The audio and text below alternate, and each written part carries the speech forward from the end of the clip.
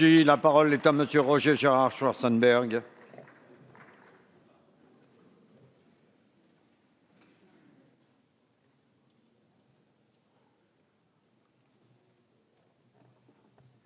Monsieur le Président, Monsieur le Premier ministre. Monsieur le Premier ministre, je sais que votre sincérité est totale. Ma franchise le sera donc aussi. En ce qui concerne l'état d'urgence, je pense qu'il est indispensable de le constitutionnaliser pour trois raisons que j'évoque brièvement. La première raison, c'est que le constitutionnaliser cadre le recours à cet état d'urgence en prévoyant les conditions de son déclenchement, de son déroulement, et si ultérieurement un pouvoir autoritaire, un jour plus tard peut-être, voulait recourir de manière arbitraire à cet état, il ne le pourrait par la loi ordinaire, puisque la Constitution ferait barrage à cela. Le second élément, c'est que s'il n'y avait pas constitutionnalisation de l'état d'urgence, il serait possible que l'on soit tenté de recourir à d'autres régimes de crise qui figurent d'ores et déjà dans la Constitution et qui sont infiniment plus rigoureux, plus drastiques et excessifs parfois. L'article 16 et ses pouvoirs exceptionnels, ou l'article 36 sur l'état de siège qui transfère aux autorités militaires certains pouvoirs de l'autorité civile. Et enfin, la troisième raison, c'est qu'on connaît la jurisprudence du Conseil constitutionnel qui s'autorise, et il a raison d'ailleurs, à apprécier la validité de telle ou telle loi prorogeant l'état d'urgence, même s'il a déjà auparavant validé d'autres lois le prorogeant, c'est sa jurisprudence actuelle, notamment par le biais des QPC, des questions prioritaires de constitutionnalité.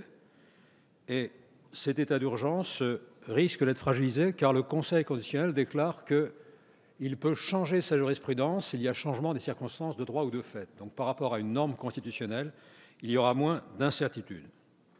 En ce qui concerne l'article 2, à la demande des groupes parlementaires de la majorité, qui sont au nombre de 2, l'article 2 du projet de loi constitutionnelle a sensiblement changé. Dans sa rédaction initiale, il n'était pas toujours extrêmement opportun. En effet, il inscrivait dans la Constitution une distinction entre deux catégories de Français, traités inégalement.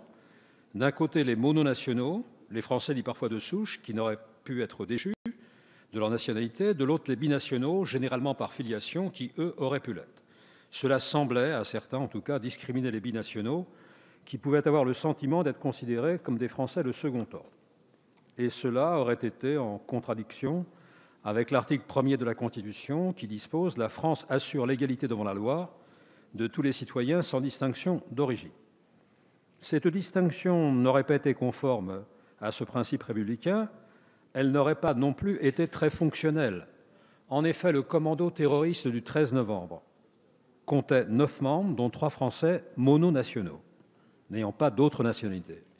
Sur la base du texte initial, ils n'auraient pas pu être déchus et auraient bénéficié d'une sorte d'immunité anti-déchéance liée à leur qualité de mononationaux. Pourtant, ces 3 terroristes étaient-ils moins coupables que les 6 autres? Quand il y a égalité dans le crime, il doit y avoir égalité dans la sanction. À la suite de plusieurs contacts avec les parlementaires, soit de manière directe, soit à la commission des lois le 27 janvier, le gouvernement a accepté de modifier l'article 2. Le 28 janvier, il a présenté un amendement qui supprime toute référence à la binationalité, qui a été adopté par la commission des lois. Ce changement est en soi positif, mais est-il vraiment nécessaire, une fois ce changement intervenu, d'envisager une modification de cet article 2 ? Ce n'est pas absolument sûr. On peut se dire qu'il n'y a pas nécessité absolue de modifier cet article 34, puisqu'il parle déjà de nationalité, donc par là, il autorise à traiter des conditions d'acquisition, de perte ou de déchéance de la nationalité. Montesquieu, déjà cité tout à l'heure, disait dans les Considérations « Les lois inutiles affaiblissent les lois nécessaires ». On pourrait dire plus prosaïquement, dans un terme emprunté à la gestion de la voirie urbaine, que cet article 2 est devenu un encombrant. Il faut donc s'en débarrasser sans procéder à un stockage dans les couches profondes de la Constitution. Cependant, vendredi, les présidents de groupe ont reçu un avant-projet de loi d'application peut être rédigé dans une certaine hâte, qui ne correspond guère au nouvel article 2 modifié, car implicitement, il se fonde de nouveau sur le critère de la binationalité. Donc je pense que par rapport à cet avant-projet de loi d'application, il serait très souhaitable qu'il y ait une clarification supplémentaire pour qu'il n'y ait pas cette contradiction entre l'article 2 modifié par le gouvernement de manière opportune et cet avant-projet de loi qui ne coïnciderait pas avec ce qui est prévu à l'article 2. En tout cas, quand on lit cet avant-projet de loi ordinaire et qu'on se rappelle qu'on nous annonçait une formule magique, si c'est celle-là, les magiciens ne sont plus ce qu'ils étaient, et Robert Houdin n'est pas encore surpassé. Mais après tout, la Constitution ne relève pas de la magie ou de l'illusionnisme, surtout si l'on rate ses tours et si l'artifice devient très, très visible. Monsieur le Premier ministre, vous avez raison d'envisager de corriger cet avant-projet de loi qui se caractérise par son contenu assez insolite. Sinon, s'il reste en l'état, ce texte trouvera sa place naturelle dans un cabinet de curiosité juridique. Si l'amendement déposé par les parlementaires a le soutien du gouvernement, sinon nous sommes dans l'impossibilité de le faire adopter. Tout cela relève donc de la concertation traditionnelle entre le gouvernement et les groupes de la majorité.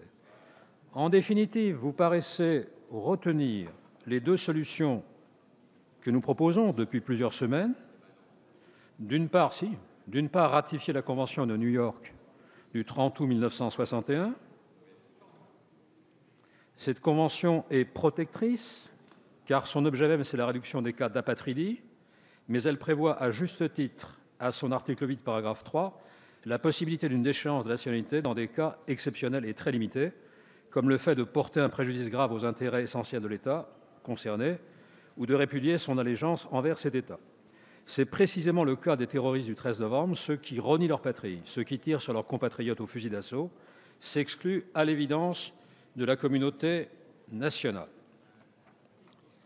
Il conviendrait aussi de ratifier la Convention européenne sur la nationalité, adoptée le 6 novembre 1997, dans le cadre du Conseil de l'Europe. Cette convention que la France a signée le 4 juillet 2000 est elle aussi protectrice et elle prévoit elle aussi la privation de la nationalité en cas, je cite, de préjudice grave aux intérêts essentiels de l'État.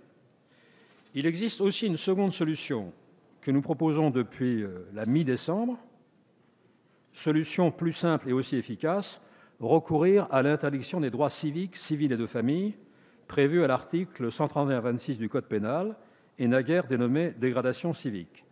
Selon l'article 422-3 du Code pénal, les auteurs d'actes de terrorisme encourent cette peine complémentaire qui peut s'ajouter à la réclusion criminelle. Ceux-ci ne seraient pas déchus de leur nationalité, mais ils seraient privés de leur citoyenneté dans ses attributs essentiels. Au plan symbolique, cette peine constituerait une sanction analogue.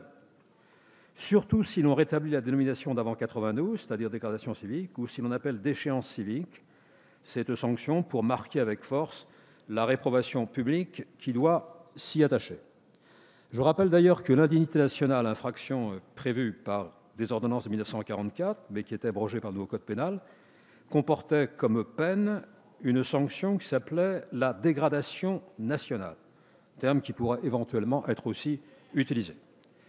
Il est évidemment difficile, puisque nous ne connaissons pas les amendements qui nous seront proposés, enfin nous connaissons certains d'entre eux, difficile de se déterminer d'entrée de jeu dans ce débat qui va être riche et important, vu certaines incertitudes qui demeurent.